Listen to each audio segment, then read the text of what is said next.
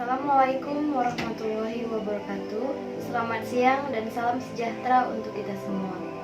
Pertama-tama marilah kita panjatkan puji dan syukur atas kehadiran Allah Subhanahu wa taala yang telah menganugerahkan kesehatan, keselamatan bagi kita semua. Serta tak lupa pula sholawat berangkai salam kepada junjungan kita baginda Nabi besar Nabi Muhammad SAW yang telah mengiring kita dari alam kegelapan kepada alam yang terang benderang. Izinkanlah saya memperkenalkan diri.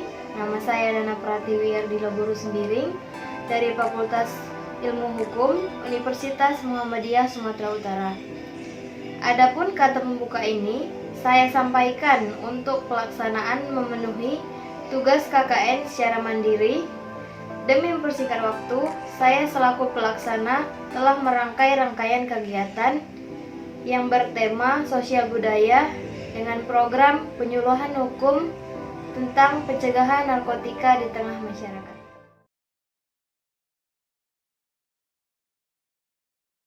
Terima kasih sudah memberi saya izin di sini. Saya dari Fakultas Hukum Universitas Muhammadiyah Sumatera Utara yang memberikan surat ini kepada Bapak.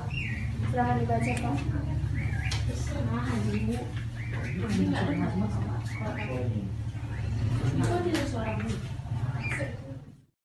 Desa Kuta Pengkih, Kecamatan Lemar Dingding, Kabupaten Karo, sangat berterima kasih kepada adik-adik yang mau berkunjung ke daerah kita, di mana adik-adik sendiri tahu gimana keadaan daerah kita pada saat ini.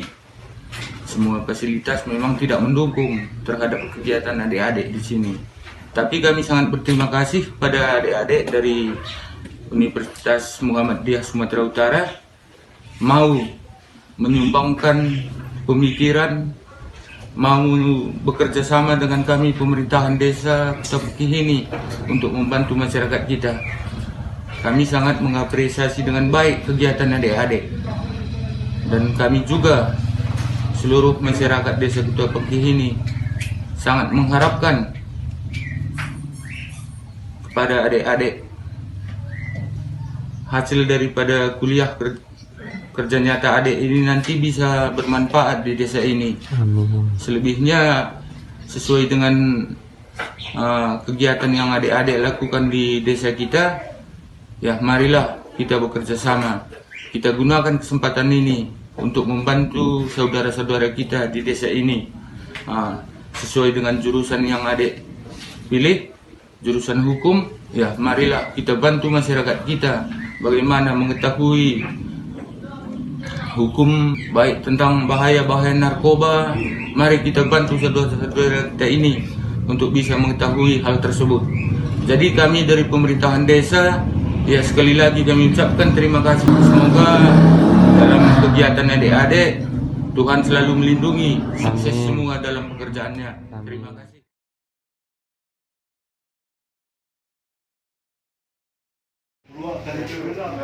Larong ini Bapak deh. Hah? Ada penting nggak?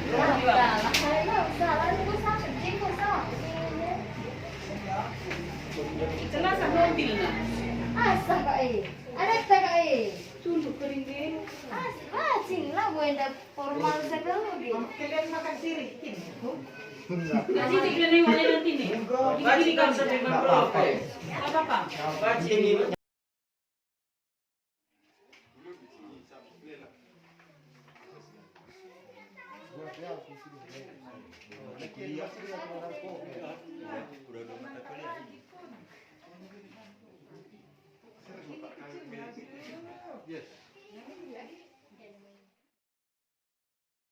Assalamualaikum warahmatullahi wabarakatuh.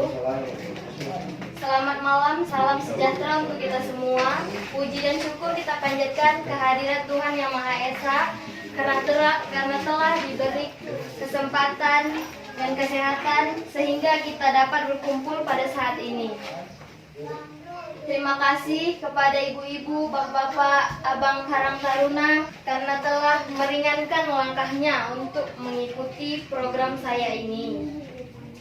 Yang saya hormati Ibu Staf Desa, yang saya hormati bapak-bapak dan ibu-ibu sekalian.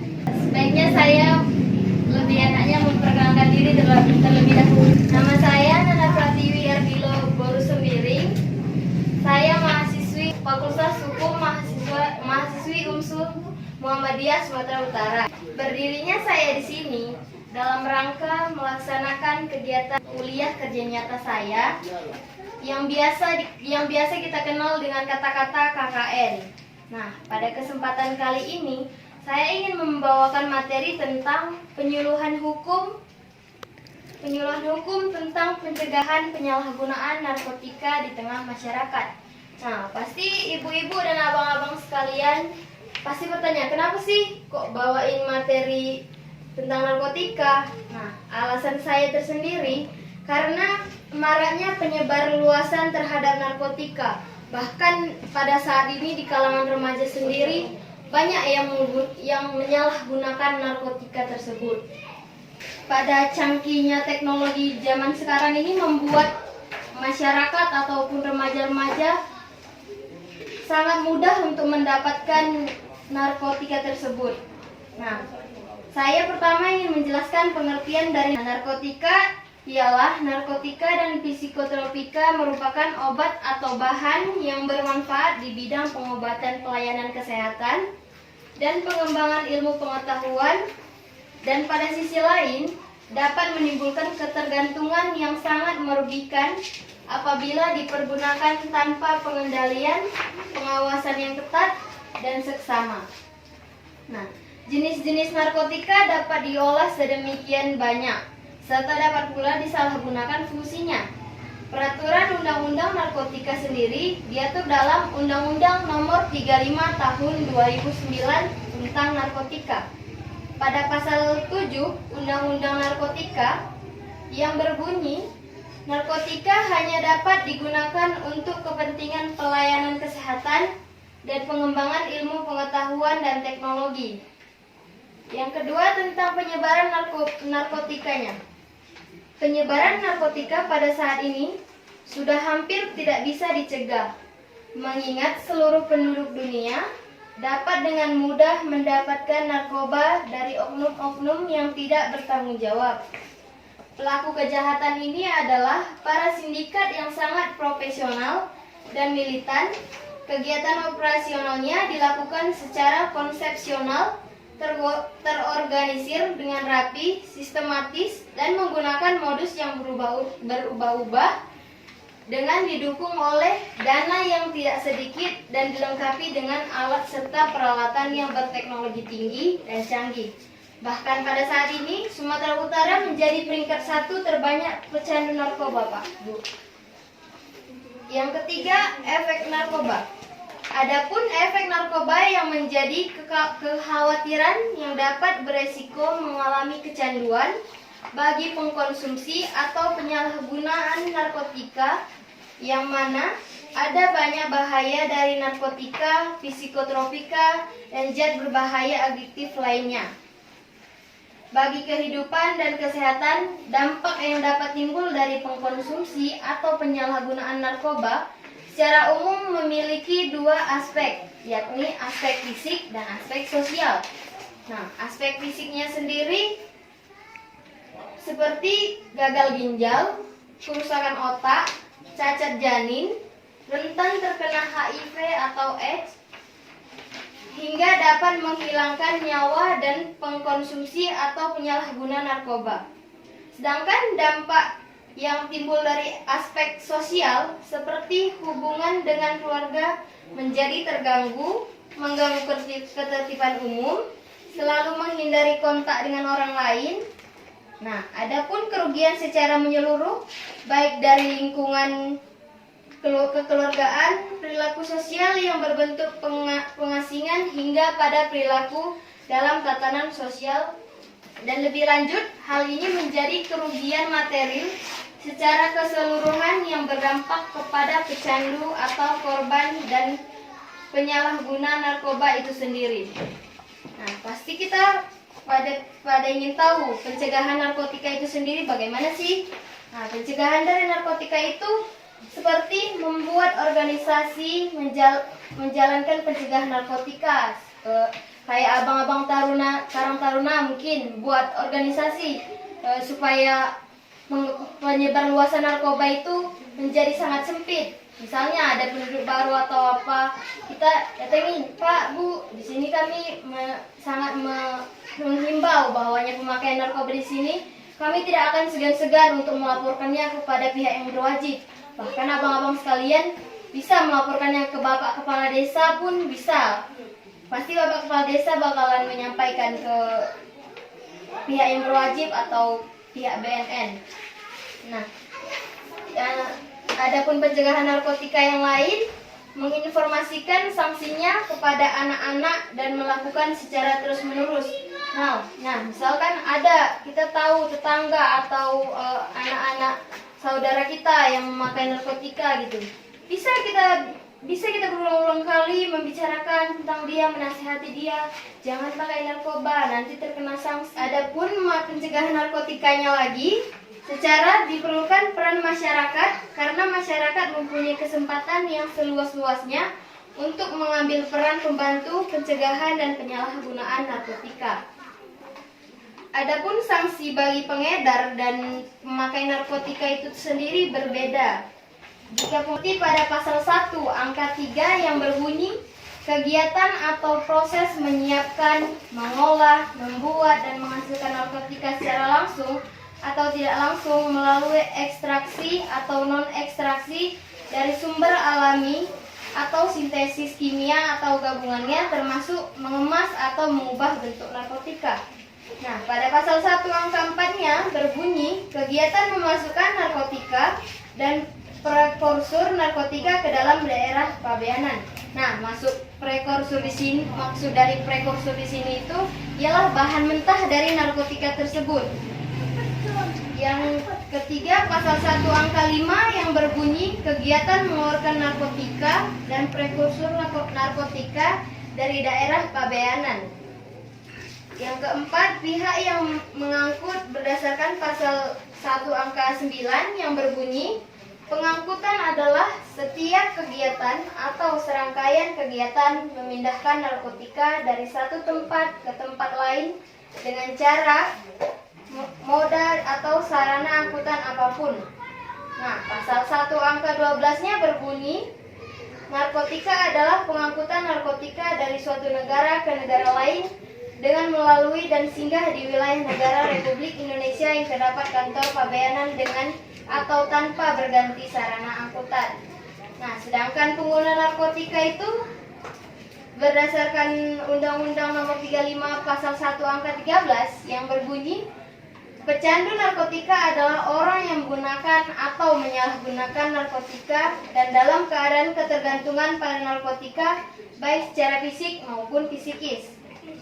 Pasal 1 Angka 15 yang berbunyi penyalahgunaan adalah orang yang menggunakan narkotika tanpa hak atau melawan hukum.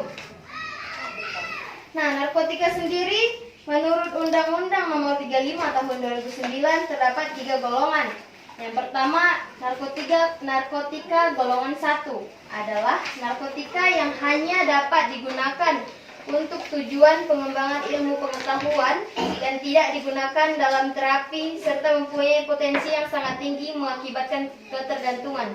Contohnya itu seperti sabu-sabu, kokain, heroin, dan ganja. Nah, narkotika golongan 1 ini dapat dipidana paling lama 4 tahun. Yang kedua, narkotika golongan 2 adalah narkotika yang berkhasiat pengobatan, digunakan sebagai pilihan terakhir dan dapat digunakan dalam terapi atau untuk tujuan pengembangan ilmu pengetahuan serta mempunyai potensi tinggi mengakibatkan ketergantungan. Contohnya morfin dan pertidin. Nah, narkotika golongan 2 ini dipidana paling lama 2 tahun. Yang ketiga, narkotika golongan 3 ialah narkotika yang berkhasiat pengobatan dan banyak digunakan dalam terapi dan tujuan pengembangan ilmu pengetahuan serta mempunyai potensi ringan mengakibatkan ketergantungan. Contohnya itu seperti kodein. Nah, narkotika golongan 3 ini dipidana paling lama 1 tahun. Sanksi bagi pengedar dan pengguna narkotika itu terdapat dalam Undang-Undang Nomor 35 Tahun 2009 diatur dalam pasal 111 sampai dengan pasal 148. narkotika sendiri ialah seperti pasal 111 yang berbunyi, setiap orang yang tanpa hak atau melawan hukum menanam, memelihara, memiliki, menyimpan, menguasai atau menyediakan narkotika golongan 1 dalam bentuk tanaman dipidana dengan penjara paling singkat 4 tahun dan paling lama 12 tahun dan pidana denda paling banyak 8 miliar.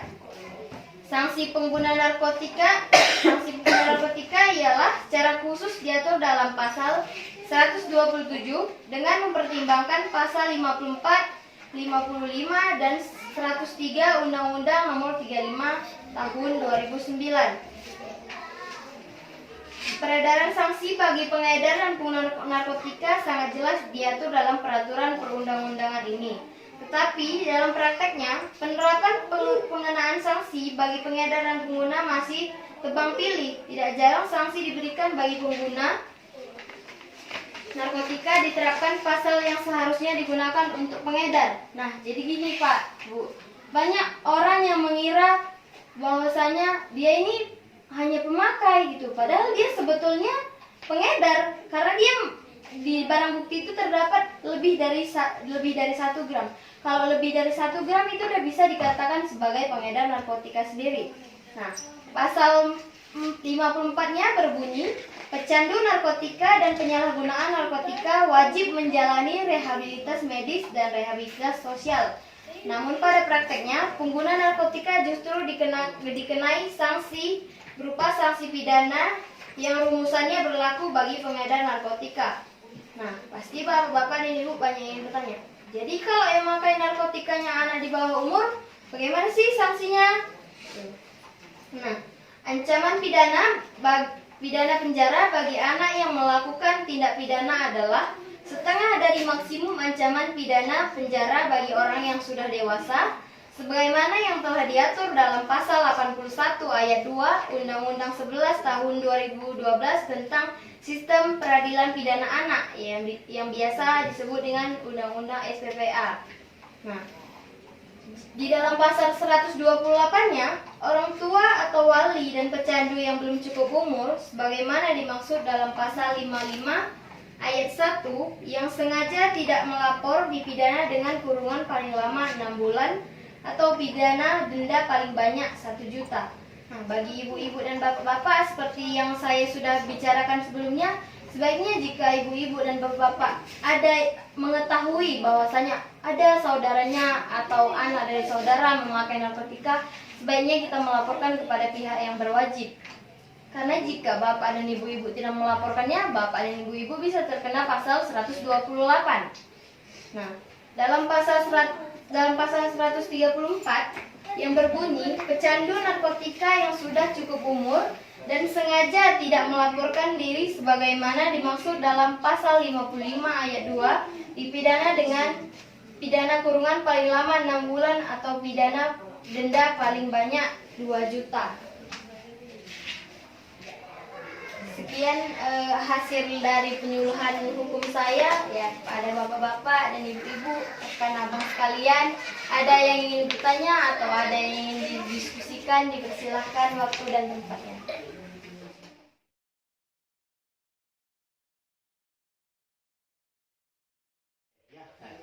Mengenal narkotika, ini tes nilai Bisa ditunjukkan contohnya. Susah menunjukkan orang. Aku kok nggak tandai narkotika. jadi sekali tanda itu untuk nilai Bisa aku ngisi tandai. Gua ada belum? Kita tandai nggak tahu. Ganja? Iya kasih kali ini ke botol kamu sendiri. Tadi berangkat datang di kami, datang juga. Jadi ditandain dulu. Terikan. Boleh kita kali. Si dah dulu. Ugayan tali kalak si pernah bercerita bagi mungkin dia aku datang go tobat. Bagi iya. Sekedar sharing-sharing pun nggak apa-apa bang, mentok Maka- cerita aku pernah Maka katakan gini. duka kami itu kita anak-anak. Jangan ngegas lah. Aku pernah coba nih ini. Iya, apa-apa juga, kan udah tobat. Oh, iya. Iya nih ya. Oh, tak pernah coba. Daras pipet Karang Aquena kan Pipet gue pasti edit. mau lapor kemana? Nggak ada lagi orangnya. Oh, Peldesa. Kayaknya dari Peldesa. Oh, iya. Di mata-matain namanya. Pernah begitu terjadi. Kalau tak tahu. Si pasang kan tak mau api sih tak kok karena dia sambil bakar diri. Iya. Sadari buat kena baganda ya. Kita narkotika apa lagi? Dok kita. Begini kan saya. Jangan dekat kepada narkotika. Iya. Saya dikasih corona nih, Sering, jangan sering. dekat. Antum salah. Pegang Corona lah idah, narkotika idah. tidak. Oh, bagian. Jadi ya, gua ingin mencari dulu. Jadi gua kamu dulu. Gua ada rekomendasi lima tip, bagian pendapat, bagian kita. Bagi laki, gue jelas ya laki kau suruh mai. Kayak kira kalau anda suku nemet. Enggak nih. Kadang suku nikah itu. Jangan dicoba. Jauh bilang, kan. Paci kan pak si bang poster bus daerah Puja Tenda tentang narkotika Oh, bagi. lah masalah. Bagus saja. Lalu jile lah gelar Puja Tenda bagi. Nah aku jile aku tarik jile aku lahir. Juga menjile aku. Baca kan gelar dagang selama jadi dengan kelak enak ras-ras. Paci ada anu kami. Jadi sebelum pada penutup di akhir penyuluhan hukum dengan tema edukasi dan pencegahan serta dampak narkoba, saya selaku narasumber Nana Pratiwi Ardilo Guru Sembiring berharap penyampaian informasi yang telah saya uraikan sebelumnya dapat bermanfaat bagi kita semua, dan saya berharap informasi mengenai tema ini tidak berakhir di sini, menjadi tugas kita bersama baik dalam perangkat desa, pihak berwajib, serta konsep masyarakat untuk berinisiasi dalam pemberantasan dan pencegahan dari narkotika itu sendiri gitu Pak Bu. Ya, sekian dari saya. Terima kasih Pak Bu telah meluangkan waktunya untuk mendengarkan pengumuman dari saya. Semoga sukses. Sukses prestasi Ibu.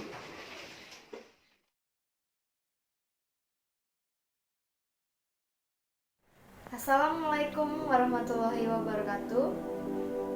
Sekian hasil dari KKN Mandiri saya dengan program kerja tentang penyuluhan hukum pencegahan narkotika di tengah masyarakat.